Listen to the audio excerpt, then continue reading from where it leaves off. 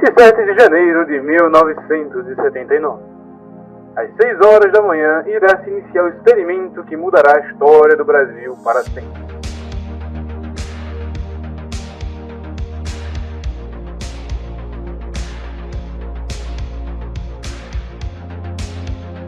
Esta maravilha da engenharia brasileira é dividida em 7 partes, 5 hastes, o motor de ignição e a câmara central. Em cada uma das 5 hastes, com mais de 100 metros de comprimento, centenas de geradores de compressão de fluxo bombeados explosivamente, ou GCFBS, são anexados a um fio condutor ligado à câmara central. No coração do aparelho está fixada uma esfera combustível composta de trítio, lítio e deutério. Cercando o combustível está uma esfera maior, feita primariamente de liga de titânio. Às 6 horas e 55 minutos, as bombas de vácuo são ligadas. Seu trabalho é retirar todo o ar residual do aparelho. Em seguida, às 7 horas e 15 minutos, os explosivos das GCFBS são armados remotamente. Às 7 horas e 30 minutos, a ordem é dada. Em sequência, orquestrada em milissegundos, as centenas de geradores de compressão de fluxo bombeados explosivamente são acionados em ordem. A magnitude da reação é tamanha que destrói tanto os geradores quanto os cabos. Graças à violenta reação e segredos industriais guardados a 7 chaves, a câmara chega a pressão, temperaturas altíssimas e condições eletromagnéticas extremas, gerando uma reação em cadeia que mudará a história do Brasil para sempre. Porém, para entendermos como chegamos a esse ponto, temos que regressar ao passado, no ano de 1942.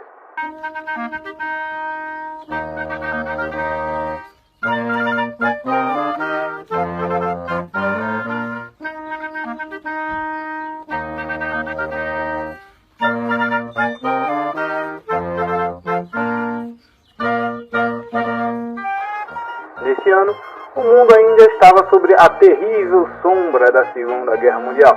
E nesse mesmo ano foi fundada a empresa Orquímia, em uma parceria público-privada entre o governo do Getúlio Vargas e o empresário Boris Davidovich. A Orquímia será uma das principais empresas brasileiras que irá explorar a areia monazítica, rica em metais pesados encontradas no território brasileiro.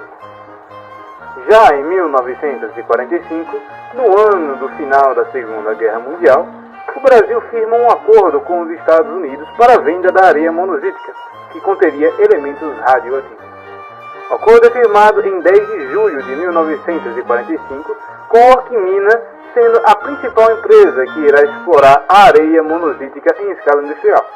Até os dias de hoje é dito que parte das ogivas de Little Boy e Fatman foram feitas a partir das areias radioativas encontradas na costa do Espírito Santo. Uma das principais figuras do programa nuclear brasileiro foi o Álvaro Alberto de Mota e Silva, cientista e vice-almirante do Brasil. O entusiasta nuclear representaria o Brasil na Comissão de Energia Atômica das Nações Unidas em 1946, desempenhando um papel de destaque no âmbito internacional.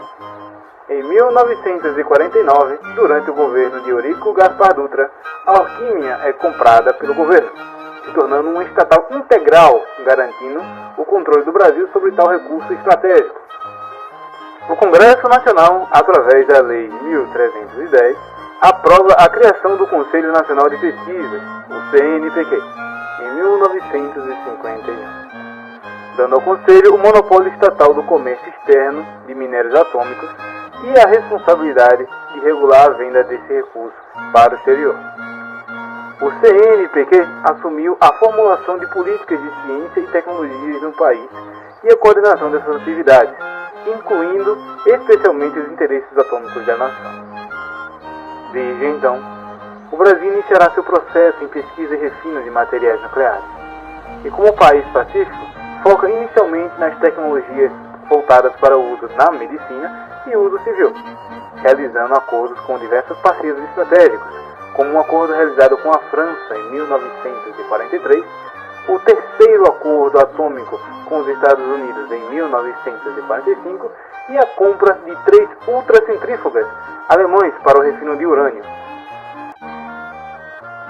No início do ano de 1956, o presidente eleito, Juscelino Kubitschek, irá criar a Comissão Nacional de Energia Nuclear, a CNN, órgão esse que terá o papel central no desenvolvimento atômico do Brasil. Já em 1957, através do programa nuclear norte-americano Átomos para a Paz, o Brasil obteve seu primeiro reator nuclear, instalado e operado no Instituto de Energia Atômica, localizado na cidade de São Paulo, fazendo o Brasil ser o primeiro país do Hemisfério Sul a ter seu próprio reator nuclear. No final da década de 1950, na UFMG, irá fixar o Grupo Tório, um grupo de pesquisa voltado à criação de um reator nuclear baseado inteiramente em tório, se tornando pioneiros no campo da exploração desse recurso nuclear. Nos anos de 1960, foi adquirido o reator de pesquisa Trigger Mark I, localizado no Instituto de Pesquisas Radioativas, o IPR, localizado na Universidade Federal de Minas Gerais, muito usado em atividades de treinamento e de pesquisas associadas à produção de isótopos radioativos. Em 1968, o então presidente Costa e Silva recusou-se a assinar o Tratado de Não Proliferação Nuclear, afirmando que o mesmo era um acordo internacional percebido pelo Brasil como um instrumento para cercear o desenvolvimento de energias nucleares em países não nuclearmente armados.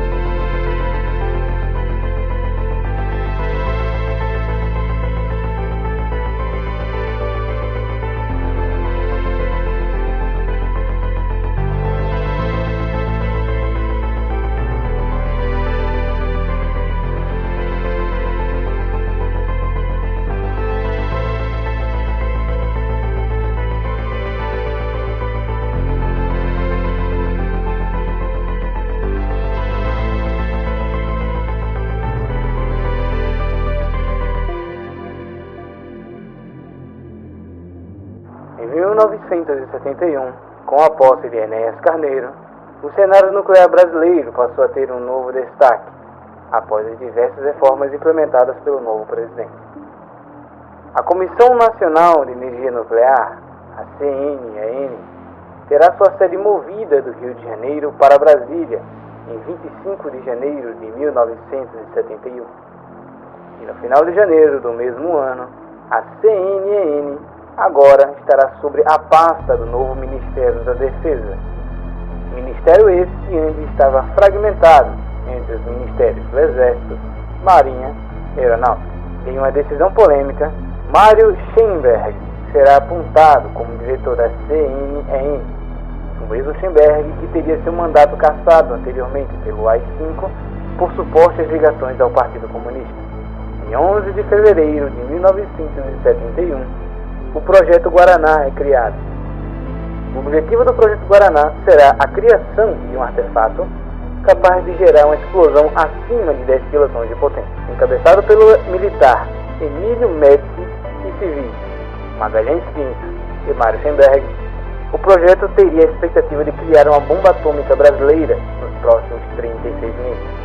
Embora houvesse uma tentativa de centralizar o desenvolvimento nuclear para agilizar o projeto Guaraná, a falta de comunicação rápida e ágil entre as principais fontes de pesquisa e centros universitários dificultaram a organização do projeto.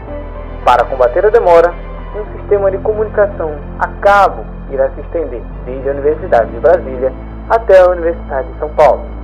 Mais tarde, essa rede de comunicações também irá conectar a cidade de Minas Gerais, criando assim as primeiras redes de computadores do Brasil, conhecida como Abrapatê, ligando Brasília, São Paulo e Belo Horizonte, que foi inaugurada em 11 de abril de 1971.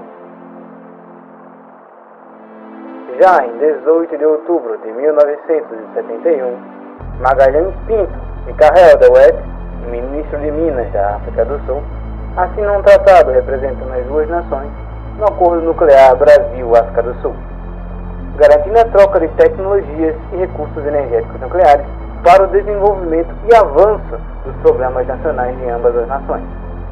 O acordo gerou muita fricção dentro do próprio Projeto Guaraná, já que, nessa época, o regime do apartheid estava sendo pesadamente criticado internacionalmente, com o regime da África do Sul se tornando cada vez mais isolado no cenário mundial.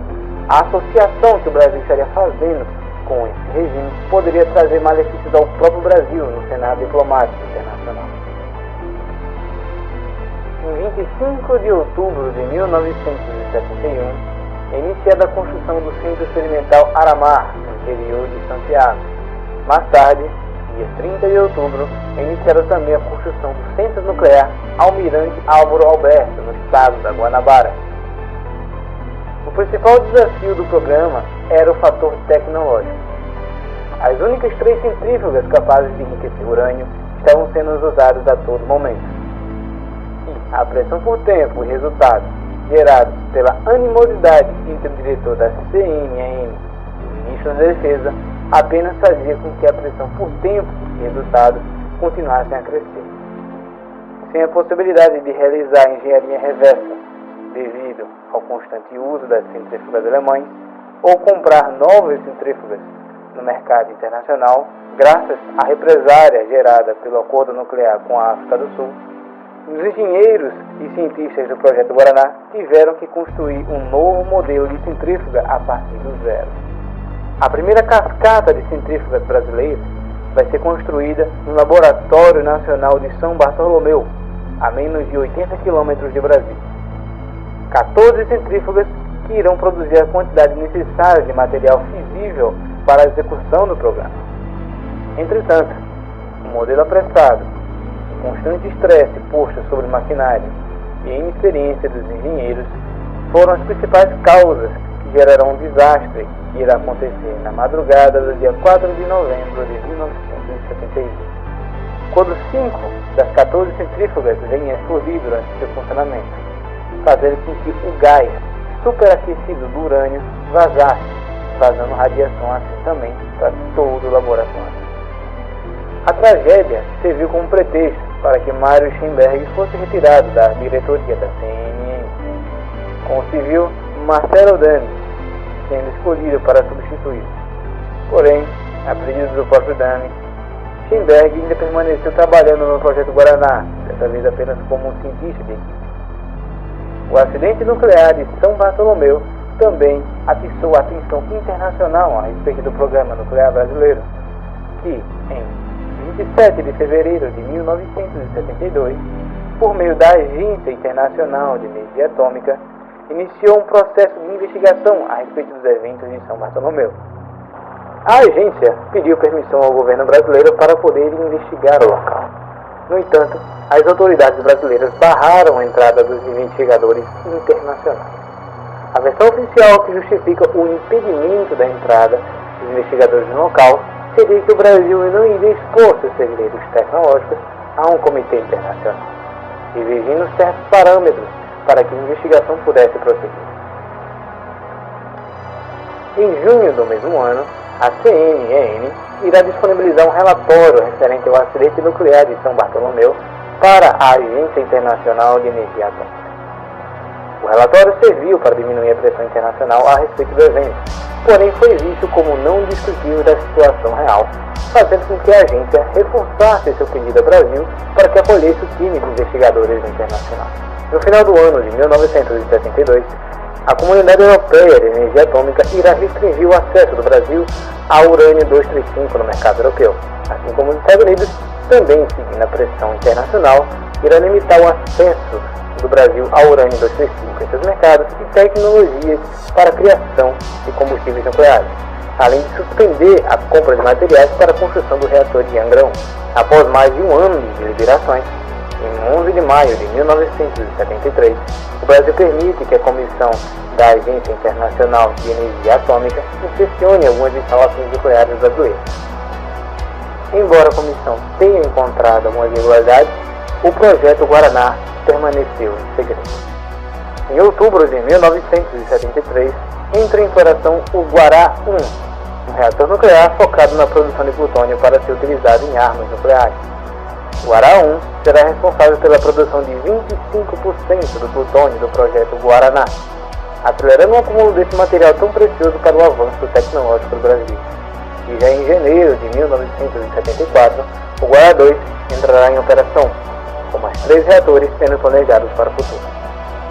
Após 3 anos de acúmulo de plutônio, em novembro de 1974, o Brasil finalmente tinha combustível nuclear, o suficiente para realizar um teste em larga escala. No dia 23 de dezembro de 1974, o porta-aviões de Minas Gerais, escoltados por 3 contra-torpedeiros e um cruzador, segue em direção ao Oceano Atlântico.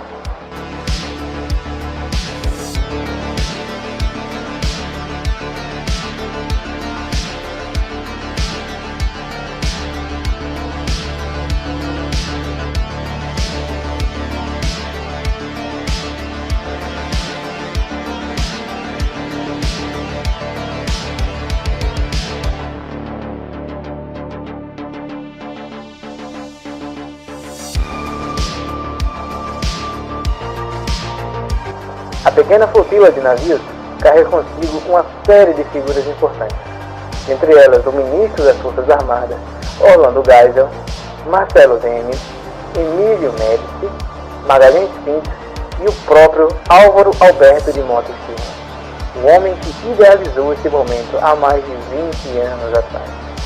Na manhã do dia 24 de dezembro de 1974, o dispositivo, dado o nome de Guaraná, é lançado a partir do porta-aviões de Minas Gerais.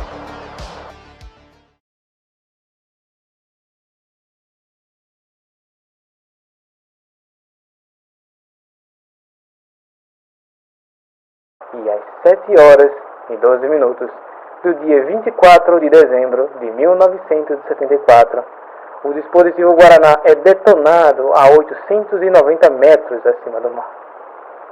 O artefato explodiu com a força de 7.900 toneladas de dinamite. O pico de radiação é detectado às 7h15 no continente. O Brasil oficialmente entra na era nuclear.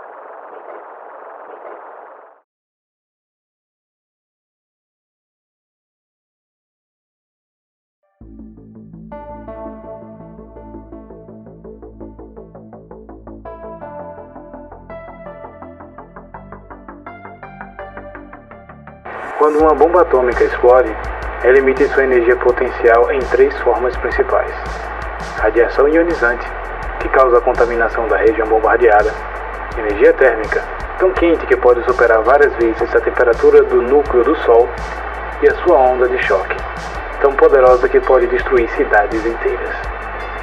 A bomba brasileira teve um 4º componente a mais: sua onda diplomática. Em Washington, os diplomatas e geopolíticos internacionais se viam em uma nova fase da Guerra Fria. 3 novas nações nucleares surgiram no mesmo ano.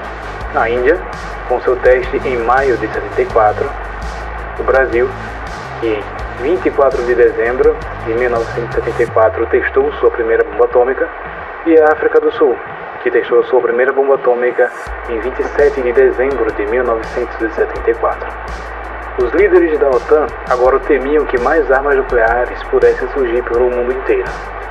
Especialistas internacionais apontavam vários países que poderiam desenvolver armas nucleares logo em seguida. Suspeitava-se que a Argentina e o Chile já teriam começado seus programas nucleares. Peru e Colômbia seriam 2 incógnitas. Na Ásia, Paquistão e Burma seriam esperados a serem as próximas potências nucleares, assim como a Espanha, Portugal e Argélia. Austrália e Indonésia entregavam sinais que pretendiam se retirar do Tratado de Não Proliferação de Armas Nucleares e provavelmente iriam desenvolver suas bombas nucleares em segredo. A estratégia de conter o desenvolvimento nuclear estava falhando. E a isolação diplomática, como foi visto na África do Sul, foi percebida como apenas mais um vetor que iria empurrar um país para o desenvolvimento de armas nucleares. Um novo método de contenção deveria ser desenvolvido. Gerald Ford, o presidente em cargo dos Estados Unidos na época, lançaria um programa de incentivo econômico internacional, conhecido como Programa de Desenvolvimento Econômico de Nações Amigas, ou PDENA, em 17 de fevereiro de 1975.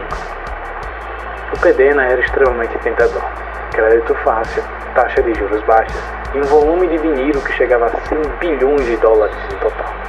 A questão que barrava diversos países de entrar no programa era o seu rígido controle de desenvolvimento de armas e destruição em massa que ele exigia, e estipulava diversas sanções econômicas para comércio com qualquer país que não estivesse no PDENA ou não estivesse no Tratado de Não Proliferação Nuclear.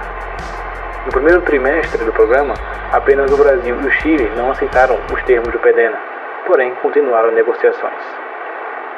Em outubro de 1975, o Brasil sentiu o peso econômico do PDENA, com todos os seus grandes parceiros comerciais levantando sanções econômicas contra a nação. A economia brasileira estava entrando em uma recessão, e no mesmo ano, Henry Kissinger, secretário de Estado americano, vem ao Brasil negociar a entrada do Brasil no PDENA. Após 9 horas de reunião entre o Kissinger e o presidente Enéas, o Brasil anuncia sua entrada no PDENA, com uma fatia de 22 bilhões de dólares para a economia brasileira. E no final do dia, Marcelo Deme estava uma fúria. Até outubro de 75, o Brasil havia realizado 5 diferentes testes nucleares. O Guaraná, de 7,9 quilotons de potência, o Uchi, de 25 quilotons, o Vidal, de 150 quilotons, o Fonseca, de 200 quilotons, e o Caxias, chegando a 350 quilotons de TNT.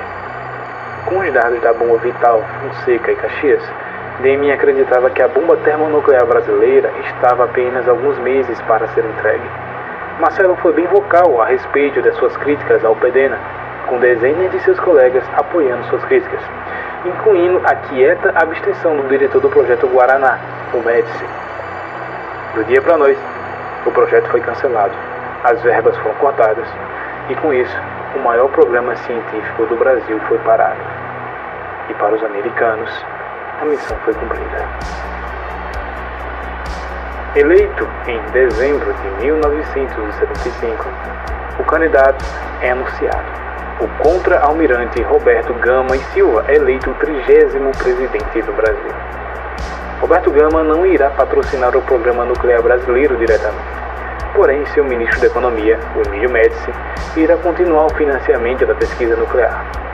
O projeto Mauá seria o principal programa nuclear que irá avançar a capacidade de detonação de explosivos nucleares brasileiros. Porém, a principal função dele seria o desenvolvimento de explosivos nucleares para utilização pacífica. A direção científica do projeto ficará a cargo do cientista Jaime Thielmann, com a direção civil de Magalhães Pinto. Jaime tinha uma ideia de utilizar armas de fusão pura, que não utilizam a reação de fisão para realizar a fusão nuclear, nas utilizações civis. Embora o conceito já existisse, o território estava praticamente inexplorado. O primeiro passo, então, seria chegar à reação de fusão nuclear. Fusão nuclear é uma reação muito mais difícil de se obter do que fisão nuclear, visto que a fisão ocorre naturalmente. Basta apenas a concentração de material fissível para que a reação em cadeia possa ocorrer. Fusão nuclear, no entanto, precisa de condições extremas para que ela aconteça. Reações que são análogas ao que vemos no interior do Sol. O primeiro passo do projeto Mauá seria recriar as condições do interior do Sol, por mais ineficiente que fosse. Em seguida, o próximo passo seria manter essas condições do reator por tempo suficiente para gerar uma explosão considerável. E o terceiro estágio seria testes destes dispositivos para o uso civil. Os cientistas irão tentar perseguir várias maneiras diferentes para chegar na fusão nuclear, com várias equipes trabalhando em projetos paralelos para conseguir atingir o mesmo objetivo. Esse tipo de pesquisa só foi possível por causa dos fundos disponibilizados pelo governo na época. Em 5 de janeiro de 1977, o reator de fusão nuclear por contenção eletromagnética, ou o RFNCE, conseguiu realizar a fusão nuclear em seu interior. Embora consumiu 3 vezes mais energia do que havia gerado, o RFNCE foi o primeiro passo para a criação da bomba de fusão brasileira. Em abril de 1977, o protótipo da primeira bomba de fusão pura foi criado. A bomba ainda precisaria ser ligada à rede elétrica para gerar as condições necessárias para uma reação nuclear rápida. O dispositivo, com o nome Peixoto, foi detonado no dia 19 de abril de 1977.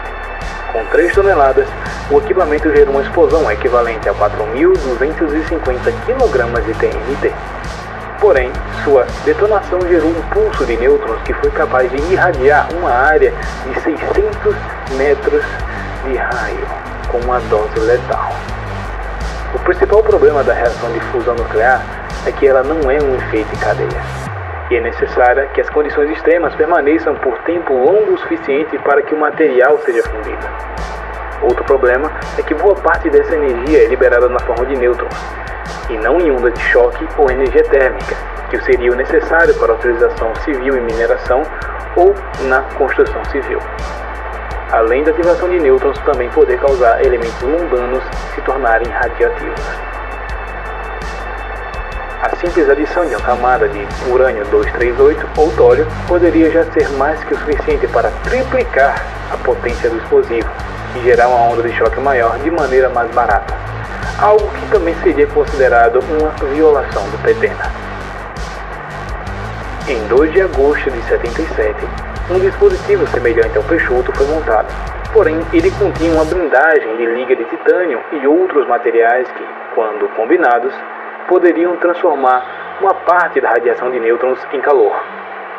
A detonação criou uma bola de fogo que chegou a temperaturas incríveis de 37 milhões de kelvins, mais quente que o núcleo do Sol, porém nem de perto o suficiente para aumentar a potência da bomba, com a sua detonação sendo medida em apenas 3 toneladas de TNT.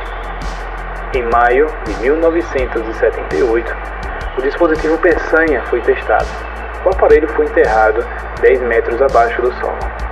Peçanha explodiu com uma potência de 1 quiloton de TNT, abrindo uma cratera de 5 metros de profundidade e 400 metros de diâmetro. O Peçanha, embora tenha sido detonado com sucesso, foi considerado muito caro para compensar o custo de produção, com o Peçanha custando o equivalente a 500 milhões de dólares, calculando o custo dos capacitores, eletricidade e fabricação, enquanto a TNT necessária para gerar a mesma explosão custaria apenas 17 milhões e 500 mil dólares. Se fosse necessário também calcular a geração de energia elétrica e a infraestrutura para gerar essa energia, o custo do Peçanha poderia subir facilmente aos 75 milhões. A pressão internacional, somada com a ineficiência econômica, forçava a mão do governo a encerrar o projeto. Durante meses sequentes, cortes de gastos foram feitos. Inspetores internacionais ligados ao PETENA foram permitidos realizar vistorias nas instalações do projeto Mauá. A diretoria do projeto estava desamparada pela pressão do governo. Eles teriam que criar um explosivo que pudesse ser mais economicamente viável do que a TNT, que pudesse ser usado em ambientes remotos e também sem a necessidade de energia elétrica. O projeto estava prestes a ser cancelado devido à pressão internacional. Porém, foi decidido que se o projeto Mauá tivesse que morrer, ele teria que morrer em uma última tentativa. Eles apostaram tudo em um único artefato. Em vez de utilizar energia elétrica e bancos de capacitores para detonar o objeto, o design era utilizar geradores de compressão de fluxo bombeados explosivamente. Os geradores, por sua própria natureza, seriam de uso único, assim como o próprio dispositivo. Porém, apresentavam um problema de detonação, com os compressores tendo que ser armados e detonados em uma sequência medida em milissegundos. O projeto foi pensado, desenhado e escrutinado. Seus membros do projeto sofreram cortes de verba, pressão e perseguição. Mas, enfim, os cientistas finalmente fabricam todas as partes necessárias para a detonação final. O objeto de codinome Kajá foi armado no dia 27 de janeiro de 1979, pesando aproximadamente 570 toneladas e medindo 200 metros de haste a haste. Às 7h30 da manhã, o dispositivo explode. Seu núcleo e temperatura chegam a incríveis 25 milhões de kelvins. A blindagem da liga de titânio reflete o calor para dentro de volta do núcleo, por muito mais tempo do que se seria possível. Muito mais do combustível de fusão é fundido pela reação, criando temporariamente uma reação em cadeia que aumentava exponencialmente a capacidade destrutiva do objeto. 10 segundos após a detonação, uma imensa cratera é aberta, afundando até 430 metros no solo, com a cratera chegando a 3.400 metros de diâmetro, deslocando 1.366 megatoneladas de solo. Um poder destrutivo calculado em 500.000 toneladas de TNT. A maior explosão artificial no território nacional. Tudo isso pelo mísero valor de 160 milhões de dólares, ao invés dos 8 bilhões e 750 milhões de dólares que custaria de TNT. O projeto Mauá foi um sucesso.